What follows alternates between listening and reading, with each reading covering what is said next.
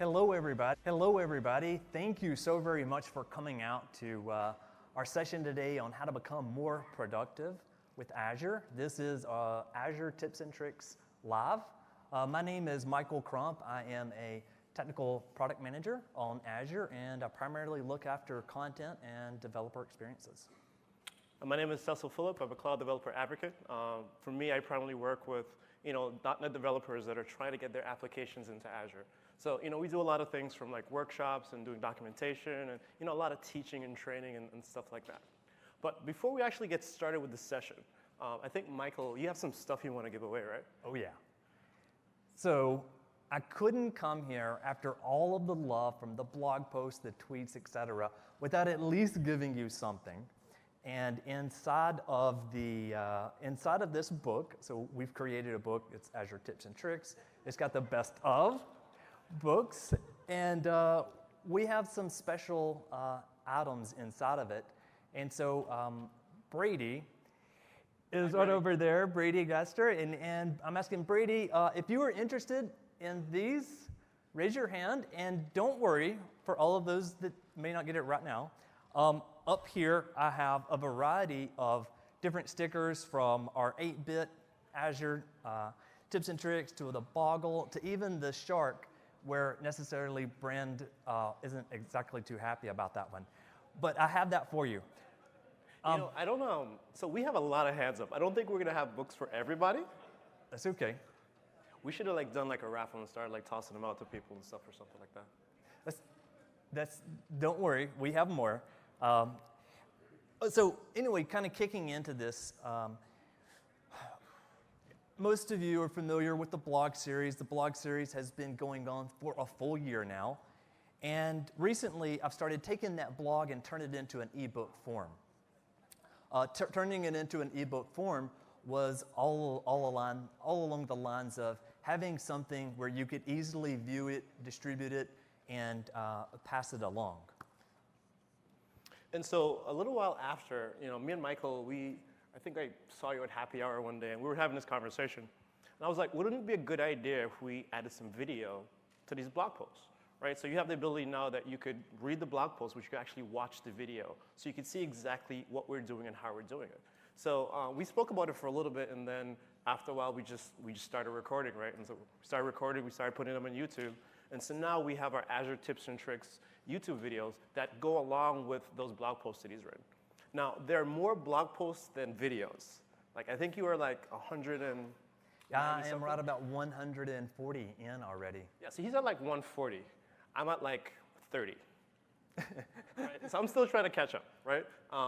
But soon we're going to catch up really quickly, and then we're going to be able to have more of that type of interactive experiences of video and also the write-ups too. Exactly, and about the surveys. So we have a survey, and the reason I started creating the survey was because the tips and tricks that you see now today is directly because of everybody here. So I thank you from the bottom of my heart, because you are the one that's driving it. The ebook that's being distributed, by the way, you're able to get the full ebook at just ebook.azuredev.tips.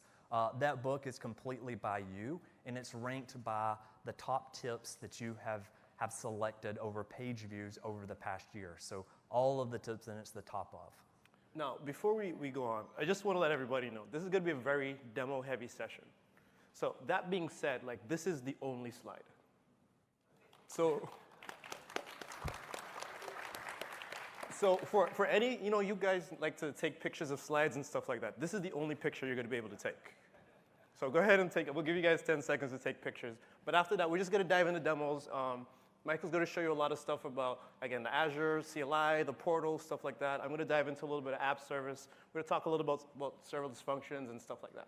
And what was really nice about this slide was that the team said, we need your slides in. And I was like, I can do that. Just takes me just a second. OK, so let's just jump right into it. Yeah. So let me get out of this. Don't you wish this MacBook had a real function key? Wouldn't that be nice? It's like, I'm just saying. OK here. All right, so let's jump into it. So we all work with the Azure dashboard day in, day out. But there's a couple of things that I found when I'm working with the dashboard that I think will be helpful for you. I'm going to start with a couple of easy peasy ones at the beginning. So you can click on Help, and you can actually get keyboard shortcuts. The thing that I really like about keyboard shortcuts, if you're already, you like to jump between different types of actions and navigations or dashboards, you can do that very, very easily. So for example, I'm pretty much always G+A to get back to resources, or G+, whoops, that. You can do a G and a D here to get back to the dashboard, if I can select it. There it goes. And some of the other things that you can do inside of this is you can always change the themes just by double-clicking on the background. One thing that's really cool about this is that the charts that you've selected, the charts that's on there, it's automatically going to put those in a color that you're going to be able to, that will actually look very, very nicely.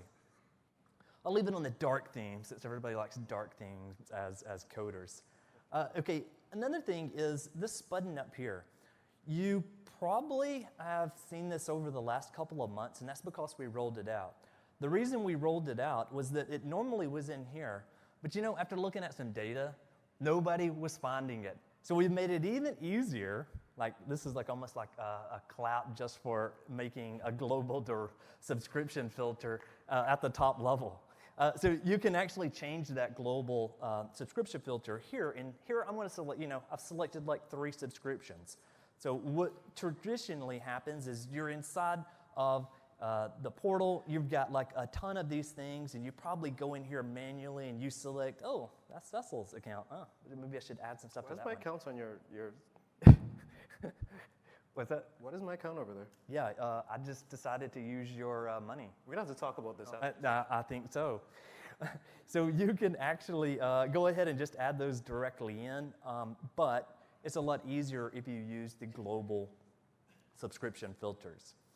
Another thing that I've seen is lost notifications.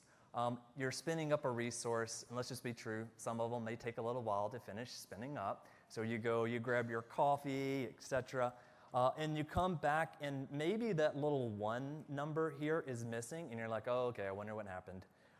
Well, you can always go back into this, and you can go to activity log. You can go to it directly from there. But what I found that customers wanted to do with that is they wanted a CSV file. So obviously now a CSV file, and if you want to change this time span, again, you can access this stuff through the CLI, which we're going to talk about very, very, very shortly. Another thing that I think that most people are kind of used to is all the different types of tiles that's on this screen. So if you haven't seen it, you can obviously come in, you can hit the Customize button. There's different tiles where you can expand them out and make those tiles fit a certain resolution. There's also these little guide marks of if you're displaying this on a 1024 by 768 screen, this is a 1440 by 90 screen. You can put those right in those boxes to make it very, very easy. But in the past, when you wanted to add in a chart to one of these things, what you would typically do is you would go to a machine, you would pick your machine, you would come right in here, and you would click Pin to Dashboard. That's a lot of clicks. Let's get rid of that. Okay, so back over on Dashboards, now I can simply come in here. I can hit the Edit button again, and now I have a vast variety of different types of data that I can pull from. So the CPU percentage is in here, memory usage is in here, and things like network in and out. So if I wanted to take one, for example, CPU percentage, so I clicked Add. So over here is where it's been added. I can hit the button called Configure Tile, and hey, here's all of the 3 subscriptions. Remember, that was global. All right, so our global subscriptions, we've got 3. We got all access groups. And for this, I can select an app service that I want to test with, and I'll just go ahead and pick an auto tweet. Oh, I wonder what that is. And this will show that CPU percentage. But of course, it's got to say error retrieving data. I'll just blame that on everybody using my Wi-Fi, even though I'm hardwired in. But it does actually work very, very, very nicely. And with that, I think what's also amazing that you can do with the dashboards is not only just share those between other users, you also have the ability to come in here and press the full screen. And what we at Microsoft, how we use the full screen is that there are certain places in our buildings where we need to constantly monitor some of the things that's happening with Azure for maybe certain internal websites, et cetera. We actually have customized dashboards, and as we're walking through to the coffee break, we're still able to do a little work because we'll look up on the screen, we'll say, oh, okay, this resource looks good. You know, I'm ready to rock and roll and do something else. So I think that was a little bit of the portal. Why don't we? That sounds pretty good. Why don't we talk about app service? Sure. So that was a really good warm up. So what I want to do, and we got to switch this thing over for me really quickly. Yeah, there you go. Great. So what I want to do is I want to talk to you a little bit about app service and deploying apps using Visual Studio Code. Now, the first time me and Michael did this talk, we did it in Visual Studio, we used the Azure Portal, and so we had this little bit of back and forth. But a lot of folks don't know that you could do the same thing using Visual Studio Code. And again, Visual Studio Code on Windows or Mac and Linux, we have the app service tooling that's available for us so that we can use this to publish our applications. So what I want to do really quickly is I'm just going to create a new website, right? So I'm going to use the .NET CLI. So I'm just going to do like a .NET new, actually, hold on, let me make sure I'm in the right folder. Nope, definitely not in the right folder. Right? So I'm going to do a .NET new MVC. I'm just going to create a new application. I'm going to just call this, let's call this tips and tricks. Right? And so what this is going to do is it's going to go ahead and scaffold out a new website for me really quickly. This shouldn't take too long at all. And now I want to deploy this website up into the cloud. And I'm going to stay right here inside of Visual Studio Code. So the first thing I want to do is I actually need to publish it. So I'm going to do .NET publish, and then I'm going to select the release configuration, right? So I'm going to let that go ahead and run. Uh-oh, what'd I do? Oh, my bad. Right. So I need to go ahead and do .NET publish. And again, what it's going to do is going to restore all my NuGet packages. It's going to create my DLLs for me, and it's going to kind of just package up my app so it's ready for me to go ahead and go to Azure. All right, so I have that in the publish folder. Now, the next thing I need to do is to be able to connect to my app service instance that's already inside of the cloud that I've already created. Now, I went ahead and installed the app service extension for Visual Studio Code. And so when I get that, what I get is this little section here that says app service. So notice now it's listing all of my subscriptions. So I'm going to go open up this particular subscription that for some reason is also in Michael's account that we're going to talk about later. Yay. And I'm going to select this one that says Azure Tips and Tricks. Right? And now what I want to do is I actually want to deploy my code to this particular website. So again, still in Visual Studio Code, I'm just going to right click and hit deploy to web app. And then what it's going to do, if you can see here at the top, it's going to ask me to select the folder that I want to deploy. Right? So I'm going to select my tips and tricks folder.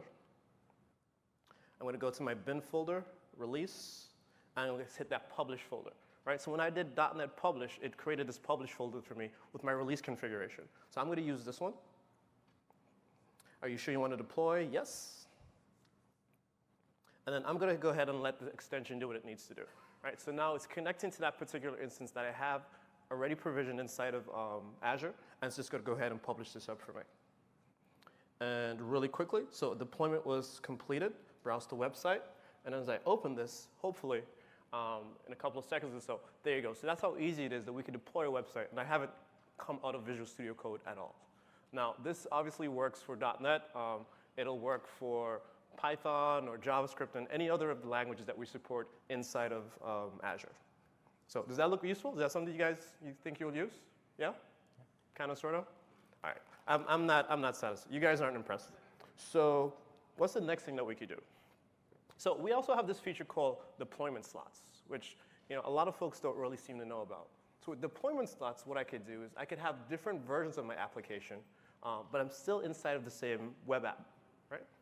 Now, again, I could create this inside of the Azure Portal, but I could also do it right here inside of Visual Studio Code as well. So I'm just going to right-click here. And one of the things that I'm going to do is, where'd it go? Deployment slots. And I'm going to zoom in a little bit so you guys can see. And I'm going to create a new deployment slot. And then up here, I'm going to call this staging, right? So again, I can look at my main site as my production site, and now this one is going to be my staging site that I'm adding. I'm going to select the app that I want to send it to. And then again, in just a couple of seconds, it's going to create a new website or a new slot for me. And then I can start pushing my staging deployments too. Tick, tick, tick, tick. Great. And so now I have my staging slot. Right? Now, I'm going to go ahead and deploy a new version of my website over to the staging slot. So just so that we can know this is actually different, what I'm going to do is I'm going to open up my website. And I'm going to make a change to the HTML so that when we deploy it, we can see the difference so we can know that we're actually looking at a different site. So I'm going to open up my views. Let's say I open up the index view. And let's change one other thing. So this says application uses. Let's say this is from the staging slots, right? So just that we know that this is different. Now, the next thing I need to do is I need to republish this, right? So I'm going to go ahead and same steps that we did before. I'm going to republish this. And I'm going to go back to my app service instance. I'm going to wait for this to load really quickly. There we go. And now I'm going to go to my staging slot as soon as this loads my websites again. And then I'm going to make sure that I pass in that new version of the website that we had. So there we go. Deployment slots, staging, right-click, deploy web app. And again, I'm going to select tips and tricks again. Deploy this to staging. Actually, let's not do that. Right-click, deploy web app. I'm going to make sure, let's select a specific folder. Bin, release, publish, open. Yes, right? And again, so it's going to do the same thing it did before, right? So now I'm going to have two different versions of my website. One's going to be a production instance and one's going to be a staging instance. Now, if we head over really quickly to the portal, and I'm going to go ahead and let that go. So inside of the portal now, if I click on my Azure Tips and Tricks resource group, as soon as that's finished deploying, I should have another item in there that says Azure Tips and Tricks, and it's going to say staging. So let's refresh this and see if it's there. Right. So now I have the staging slot that's available for me. So if I click on the staging slot, and I can click on my website, now we should see the similar website, but now this says this is coming from the staging slot. Right? So I have my production version of my website. I have my staging version of my website. OK, so again, still not super excited because you guys are very just kind of staring at me right now. So let's do something else. Now, one of the reasons why we might want to have different versions of our websites is because we want to test out different features. And we want to see how users react to maybe we're doing A/B testing, or maybe there's, you want to see if QA could test out something for you. Now, one of the things that we can do inside of the portal is we have this feature called testing in production. And so what testing in production does is it allows us to funnel a certain amount of traffic from one version of our website to the other one. Right? So if you look, this would be great for like a Black Friday, testing. There's a lot of like a Black Friday testing scenario. Right, like we could put out different versions of our website, and we could say, oh, the users like this version or this version better, right? And we could do some of those things and gather some of those analytics. So I have my two slots, right? I have one that says staging and one that says production. Now, on the right side, I'm going to change this and say I want 50% to go to staging and 50% to go to production, right? So as you would expect now, when users hit my main website, 50% of the traffic is going to go to one place and 50% is going to go to another place. And all we had to do was just specify those percentages right here inside of the portal. So now that that's set, I'm going to go back to my main website. When I click on this, now I have no idea what version I'm going to get, right? So it looks like I'm just getting the regular version. Now, one of the things that we could do, if you want to force the version that you get, is we can actually specify a header inside of the URL. So what I'm going to do here inside of my browser is I'm going to take a look at the cookies, right? If I look at the cookies, it'll tell me what version I just happen to get, right? So again, I had a 50-50% chance of getting the staging version or just getting the production version. So notice this one here says MS routing name, and it's set to self. So when it's set to self, that means that I'm just going to get the production version back. So what if I wanted to change this really quickly? And what if I wanted to get the staging version? Well, inside of my query string, I could just enter staging. And then I should be able to get the other version of my website. But this looks like this is caching, and that's not good. But anyway, so essentially now 50% of your users would get one version, and then 50% would get another version of your website. Now, one more thing I want to show you in terms of testing is that we also have the ability to run performance tests. Now, with performance tests, I can specify how much load I want to put on this particular website and get some analytics back. So I could see like what my requests per seconds are looking like, or what my latency is looking at, or if I had any fail requests. Now, I'm going to show you how to create one, but I had some ones that I created earlier today. And if we take a look at this, so for instance, I have Tips and Tricks 500 East Asia, and that's just the name I happen to give it. But essentially, I had my website with 500 users from Asia, right? And I let it hit my website for 5 minutes, and I wanted to see what the results of those were going to be. This one here, I had West US 1,000, right? So I had 1,000 users hitting my website. And so to do this, we can do it really easily by just selecting new performance tests. We can give our test a name, and then we could say, let's see, I don't know, I want 1,000 users here, and then I wanted to hit it for 5 minutes or 2 minutes or whatever the duration happens to be, right? And now I can click Run Test, right? Okay, go ahead and start hitting your website with that amount of users for that particular period of time. Now, one interesting thing that we have here is that I could also have it hit my, my staging slot if I wanted to. So all I really needed to do here is I could change the URL that my tests are actually going to, and now I can have load tests hitting different websites all right here inside of the Azure portal. So again, I'm going to go ahead and run this test.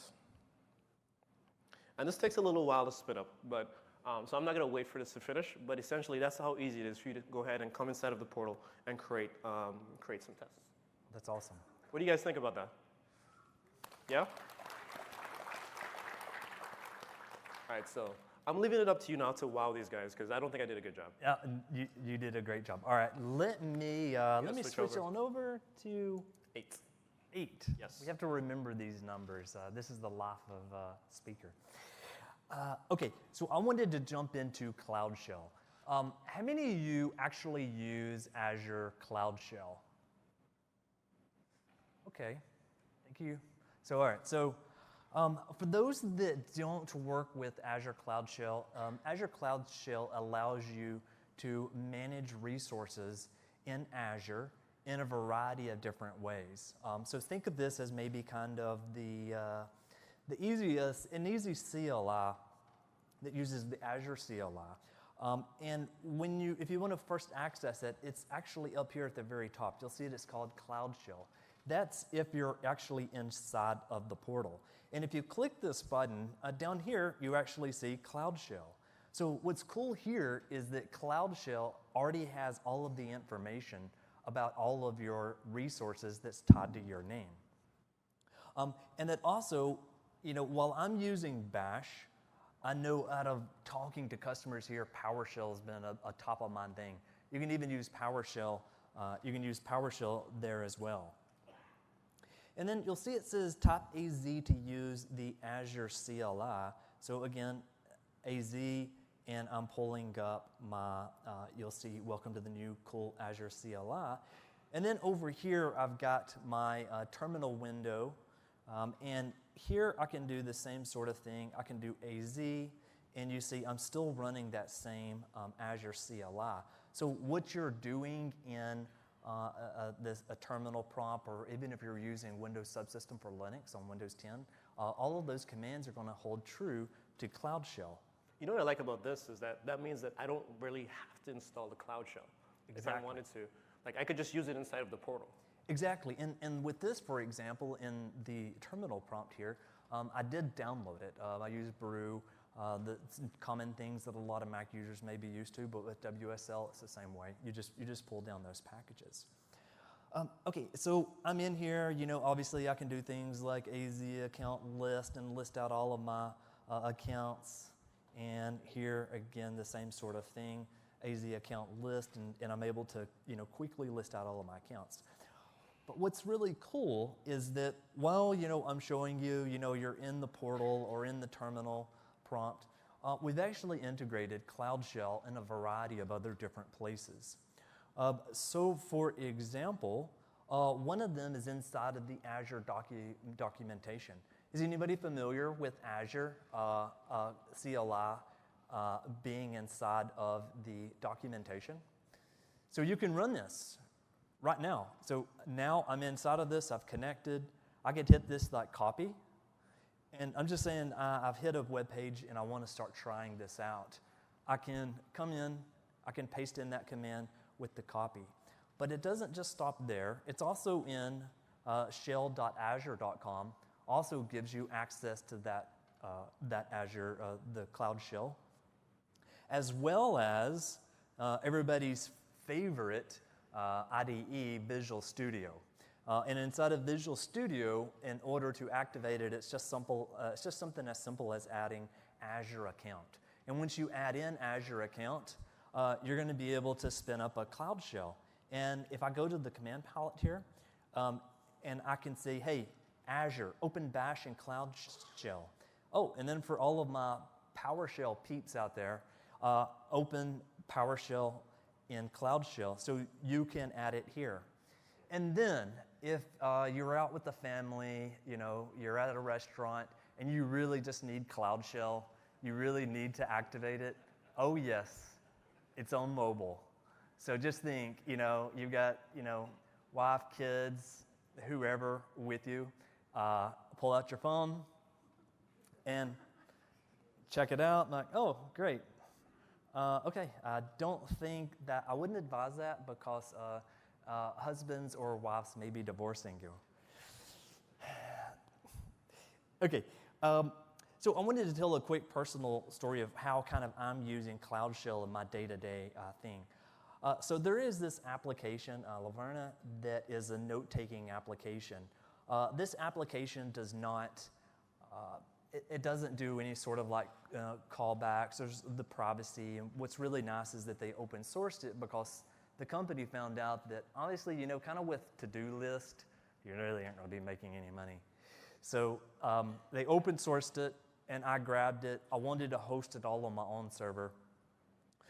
So what I did with this is that I hosted it on my own server, but I'm using a VM that's inside of Azure, and I picked the absolutely cheapest one possible because regardless of what you think, I don't get free money. I use the cheapest VM possible, and I'm running Apache. And so my day-to-day workflow, if I'm managing this side, and this is one out of the many, I would simply go back over to my dashboard here, and in my side of my dashboard, I would go and I would click on virtual machines, and then on virtual machines, let me close this out, I would scroll to my Linux machine, and then I can simply hit the connect button, and down here at the bottom you'll see, hey, here's how to SSH into the username plus the IP address. Is everybody familiar with connecting to virtual machines through the portal like this? Like with, it's even sweeter if you have Windows. If you have Windows, you can just, it'll download the RDP profile. Another extra tip in the tip. All right, so now I've taken this, I'm going to go over to a larger screen here, and I will, larger window, and I will paste that in. Now, you're going to see it's asking me for a password. I'll type in the password, but what I traditionally do is I create a public key. And since I'm already inside of Azure Cloud Shell, which has access to all of my credentials, I have the public key, so I don't actually have to type in the password each and every time. So as you're working with this, you can try different workflows, but I assume some people will be writing down the IP address here, so I didn't do some of that. So let me log in. This is kind of cool because that's like the first time I've typed so far. Isn't that awesome? Nice. And maybe, hopefully, it will work. Okay, great. So I'm in. You can see I'm using Ubuntu. This is a little bit older release, 1604 LTS. It's already dropping at me that I need to upgrade it. which is obviously very, very nice. So now that I'm inside of this, remember I have Apache running that website that you just saw, and that is that's on a Linux VM, and I'm connected to it through Cloud Shell. So yeah, lots of steps there. So a command you would probably expect in a Linux machine, you may want to run htop. And I think this is really powerful because, again, I could do this on my phone at Denny's with the family. And so I can really see, hope you don't do that. I'm not going to say I haven't, but so you can see I've got Python kind of rocking and rolling here. You've got some of the Apache with the starts. And I'm just going to F10 out of that screen. So great, I can kind of check some of the resources and things there. And even if I wanted to go ahead and go to var www html, do an ls. This is the actual site. So like my normal kind of like grep commands. So I can do like a grep title index.html. And here we could see like Laverna. This is the name of the title of this web page. What's also kind of cool here is that if I need to upload and download files and start to work with them. So I'm going to actually exit out because I want to show you one more thing in this section. And here I want to kind of go over everything that you see inside of Cloud Shell is based on a 5 gigabyte storage account. So you create that 5 gigabyte storage account the first time you spin up Cloud Shell. So you can see, again, I have like files here. I have like my cloud drive that's mapped just so I can easily access it, a couple of different SSH profiles, and then a new file. What's kind of neat here is that, does anybody remember that code period keyword that we typically use at the command line when we want to open Visual Studio Code in the local folder? Code is actually inside a Visual Studio shell. So you mean like the same Visual Studio Code that I was running just now is in the Cloud Shell? Your Visual Studio Code, it's right here. Oh, okay. But not all of it, obviously. It's, there's some pieces that wasn't able to make it in. But anyway, like I could easily, type in something like hello world as you saw as I start typing. It starts to kind of figure it out. Again, you kind of have that same bar, like you'll see it kind of highlighted here. But what's really kind of cool here, the command palette that we know and love from Visual Studio Code, which is right here, is actually inside of the Cloud Shell. So what's great about this is that you no longer have to install code and you're able to work with files. So you can either use code or you can use Vim. Do I have any Vim users in here? Oh, I do. Please don't tell me you like Vim. Okay, so great. So what I can do from here is I can go ahead and I can save out of this. I can give it a file name. I'm just going to give it a name here. But then if I ever wanted to upload or download files, I could select here, I could select upload, and then obviously I can download files super easy from Azure storage accounts. Nice, that's awesome. So we have about 10 more minutes or so left. So what I want to do is I want to dive back into writing some code, right? And specifically, I want to talk to you about writing serverless code. So serverless is something that we've spoken about a lot throughout the conference. Like there's been a ton of sessions and lots of samples and lots of new releases that have been available. So what I want to show you is, for some of you that might not be familiar, how exactly we could easily start with writing some serverless code right here inside of the portal. So what I have here is a functions app. Right? So my functions app essentially is where I could start writing serverless code. Right? I can have multiple different types of functions inside of my app. So what I'm going to do is I'm going to create a new function. And I'm going to select the runtime that I want to use. I just happen to want to use .NET. But you can select a few others if you'd like. And then now I can say, well, what's the experience that I want to use? I'm just going to select importal for now because I want to do everything inside of the portal. And I'm going to create a simple web API. Now I'm going to hit create. And what's going to happen in a few seconds is that the portal is going to go ahead and it's going to scaffold out a very simple Azure function for me. And now what's great about this is that I'll have an in-browser editing experience. So I should be able to change my code and test it right here inside of the browser. And I wouldn't have to move around too much. So I'm going to make this text a little bit bigger. But essentially, all this is doing is just saying hello, right? But again, you can see I have syntax highlighting. I have a run button that I can run and execute this with. But what I actually really like is on the right-hand side, we have this test feature. So I can, right here in the browser, start to test my HTTP trigger.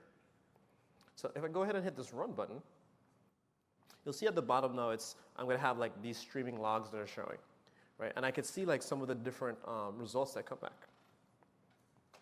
So how about I change this from Azure and I'm going to say hello Cecil, right? If I go ahead and run this, you see it executes again. And again, we could check out some of the results that are coming back from the portal. So again, this is how easy it is that you can get started really quickly with Azure Functions. Now, for me personally, I'm not really much of a edit in the browser kind of guy, right? I usually like to use tools like Visual Studio or Visual Studio Code, right? I want to have a debugger and I want to set breakpoints and I want to do some of these types of things. So instead, let me show you the Visual Studio Code extension for Azure Functions. So here I have an Azure function that's already created. But before I do that, I want to show you my extensions, right? So I'm just going to go into extensions. And then I'm going to show you my functions extension, right? So all you need to do is just head over to the marketplace, and then you just search for Azure Functions, and you can install this extension. It installs pretty quickly, and it's free. But once you have this here, it'll add a lot of commands inside of the editor that you could use to start getting started with Azure Functions. Now, this particular function that I'm showing here is one I wrote the other day. And I wanted to show you how easily we can start integrating with some other services. So this particular function starts to schedule tweets for you, essentially is what it does, right? So I have a function that is going to get triggered when I send an HTTP request. And then now what it's going to do is it's going to create a service bus queue. And inside of my service bus queue, and I'll open this a little bit so you can see some more of this code, it's going to schedule the queue to get released at whatever particular time period I want to get released at. So if I want to have this tweet get sent in 2 minutes, I'm going to have it sent in 2 minutes. And I'll just specify that there, right? So if you look at the top, you can see we have these triggers, right? So HTTP is a trigger that's going to start the function. And then here I have this thing called service bus, right? This is my service bus bindings. It's going to give me access to my service bus. And notice I have like the queue that I want to use and also the service bus connection. So how about this? How about I just run this and we can see what it looks like? Yep. Right? So I have some breakpoints and stuff like that already set. And then I also have this function here at the bottom that's going to actually process the tweet. So I'm going to type debug. And now what's going to happen now is that right here in my editor, it's going to load up the Azure Functions runtime. And this is the same runtime that's running already inside of Azure. It's not an emulator or a simulator or anything like that. It's the same experience. It's just running here locally in your machine. So you can do that completely through Visual Studio Code. You don't have to go and download a Visual Studio or anything like that. You can do it all right here. You can do it all right here, right? And again, this works on Linux, it works on Mac, it works on Windows. So it's the same experience you're going to get cross-platform, which is great. And we also have cool ASCII art, which is amazing too. Oh, I love it. So, okay, so my function's up, it's running. So how do I actually trigger this?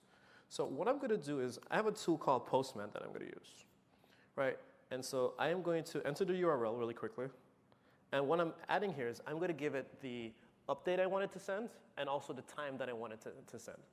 So 2 minutes might be a little bit too long. Let's change this. And then let's give a friendlier message. Hello from our session. And I'll do hashtag MSIgnites, right? So I'm going to go ahead and hit post. I'm going to go ahead and send this session over. So what's going to happen now is because this is running locally in my machine, it's going to hit my breakpoint. And now, as you expect, like I could do things like I could step through it. I could take a look at some of the values for these variables.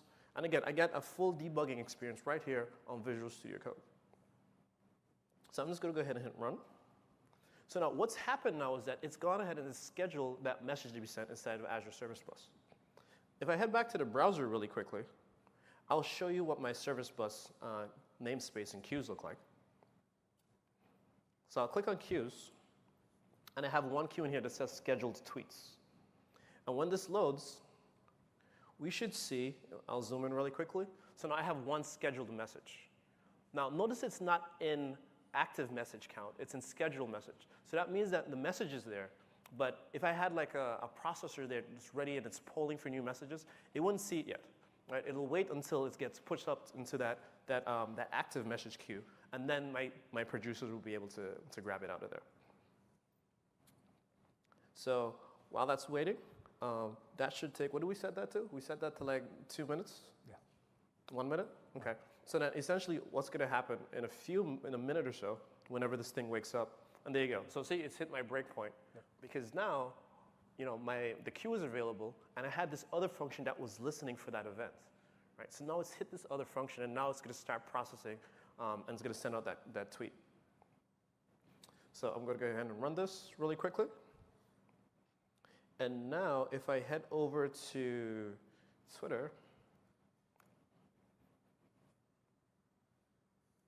there you go, and it says like, hello from our MS Ignite session, right? So what we saw there was, we saw how we could trigger functions using HTTP. We saw how we could also trigger them using Azure Service Bus. We also saw a really cool feature that you could have scheduled messages inside of Azure Service Bus, so that you would have delayed processing if you need to do something like that. Now I'm going to delete this because I don't really want to keep this around in my account. Now, if we head back over to the editor, I'm going to stop this from debugging really quick.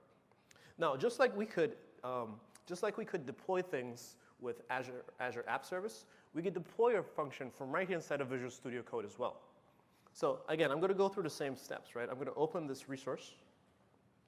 I'm going to select my tips and tricks resource group, my tips and tricks function, and now I could just right-click and I could say deploy to a function app, right? So let's deploy this really quickly. Do you want to deploy it? Yes, deploy. And now it's gone ahead and it's deploying my current function app up into the cloud. Now, one thing that's a little bit different is that, well, I have particular application settings that are on my machine. So for instance, my service bus keys and my Twitter client ID and my Twitter secret. And those didn't happen to go up, right? So if I wanted to push those up, we have a feature that we could just right-click here on application settings, and I can click upload local settings, right? Which is pretty convenient, because if you have a lot of app settings and then local on your machine, and you probably want to keep them local, now you could upload them into the cloud. So all of those keys that you don't have to worry about copying them one at a time, right? They could kind of just all go up for you. So like if you committed this originally, it would prevent it from going into like a GitHub, but your local settings. But if you wanted to force them up into Azure's application settings, you could do so with a click. You can do so as well. So by default, whenever you create a new functions app, it adds like a git ignore file. And that git ignore file is going to automatically ignore those local settings. But if you did have some that you wanted to go, then you could very easily just upload them into the cloud. Very useful for public repos. Yes. Now, one more thing that I do want to talk about, so I'm going to close this. So when we talk about functions, sometimes you get into a situation where you have a lot of functions, right? And we have this thing that's called, you might want to do this thing called function orchestration, right? So let's say I have multiple functions, and I need to call them in a particular order, or I need them run in a particular order, or maybe I have one function that depends on another one, or maybe I want to run a lot of them in parallel. Now it becomes a little bit of an exercise to do that, right? Because now you might need queues and you might need some coordination mechanism to try and help you do that. So what we've done for you is we've created this extension to Azure Functions called Durable Functions. And what Durable Functions does is allows us to orchestrate our functions, right? Like it allows us to kind of control the order in which they run, and also allows us to do some monitoring and retries and some of these kind of cool features. So really quickly, if I want to show you this Durable Functions demo. So what I have here is, think about it like it's an ordering processing pipeline, right? So I'm a customer and I'm going to submit an order. So then that order might need to check inventory, and I need to check your credit card, and then I have to email the customer, and then I have to schedule the shipping. Like all these things are like part of that workflow. And I might have an individual function that's responsible for each of those. So what we can do now is we can create a durable function, and essentially its job is to monitor all of those different operations. So if we take a look here at the code really quickly, so I have essentially like an HTTP trigger that's going to kick off my durable workflow, right? And then I use this type called an orchestration client. So again, my orchestration client is going to allow me to manage that particular instance of my workflow. And right here inside of this function, I have my orchestration, right? And so when you look at it, you can see what it's doing is first it's calling process payment, or first it's calling check inventory, then it's going to process the payment, then it's going to schedule the shipping, then it's going to email the customer. Now, you might look at this and say, okay, well, we're just calling functions in order. Well, it's actually doing a lot more than that. At every point that you see I have a call activity async, it's doing what we call checkpointing. So what that means is that if, for instance, something failed at process payment, I could go back in time and I could restart the processing for that particular order, which is pretty cool, right? So essentially what we're doing is event sourcing, right? We're capturing these events as our workflow goes on. So we could say, okay, well, this failed at this point because maybe the inventory wasn't ready, or we didn't have, that person didn't have enough money in their credit card, right? We could rewind the workflow and we could say, okay, well, let's replay this orchestration, right? Let's replay all of these events. So again, like instead of you having to do that yourself with queues and topics and trying to figure out how you're going to coordinate these things, like you can just write sequential code, and again, we'll take care of all that other stuff for you. So again, this runs just like a regular function. It gets triggered the same way, but now like we have that durability, right? The fact that your function, even though it's not running, and we're waiting for something else to happen, we could rewind and go back in time, and we could be able to complete our orchestration. Exactly. Nice. So I'm going to hand it over to you, sir. Okay. Let me go ahead and I'm going to switch back quickly to the slides. I know a lot of you is trying to get out to the 4 o'clock Gabe Monroy and Corey Sanders talk, so I'll make it very quickly. Okay, so here is the slide that we saw you saw a little bit earlier. I do have stickers, and I have plenty of stickers up here in the front for you to come and grab. Also, both of us are available to chat if there's any sort of like questions about the series so far, which you would like to kind of see next. I'd absolutely love to talk to all of you. So thank you.